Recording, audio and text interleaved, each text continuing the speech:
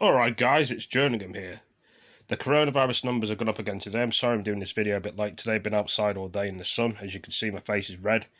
And there's a lot of sweat on my hands, as you can see here. That you can see here for yourself. I'm sweating really bad because I've got all my hands now, see? My shoulder, literally here, is all water on it. You probably can't see it, but see it from there, all water.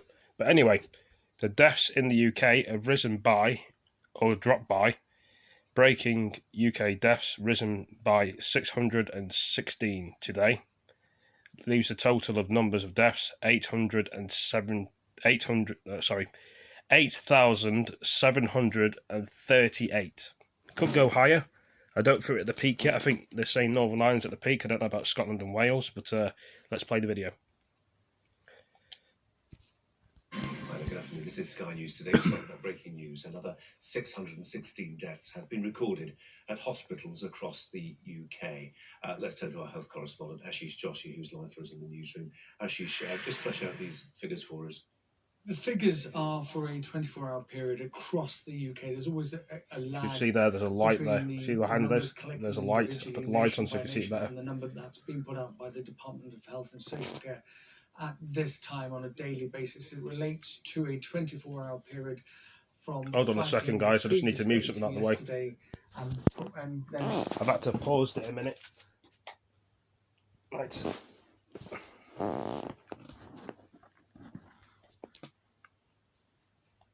released and then collated and released today. So that's a figure over the last 24 hours, not including today. The number has gone up by 616 more deaths, sadly, across all four nations of the UK, bringing the total to 18,738. And remember, Colin, and this is a very important thing to remember, is that this figure does not reflect deaths outside hospital. These are deaths which have taken place in hospital where people or patients have been tested for coronavirus. So that figure, the true figure for the UK, according to some experts, could be up to 40% higher, according to the modelling and the trajectory of the figures released by the Office for National Statistics, which does look at deaths in care home.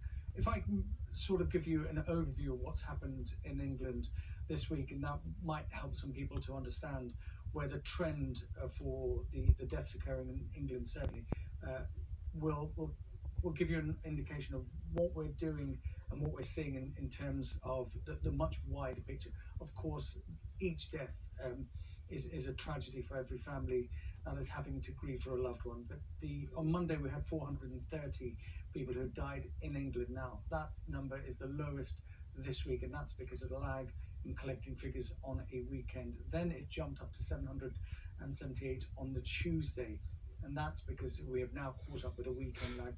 And then 665 yesterday, and then down to 514. That sadly is 514 people who have died.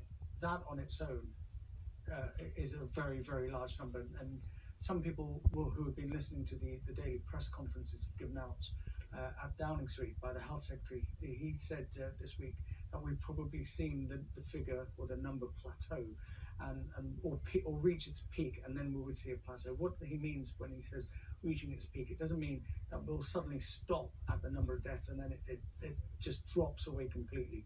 It means with this climb we've seen on the graph, the way it's being plotted, and it reaches a high, that to come down on the other side of that, you still have a very large number of deaths in their hundreds until we're finally out of this pandemic. Ashish, thanks very much. Still think we've got a long way to go with this coronavirus thing. We're not at the end yet. We're not at the peak yet.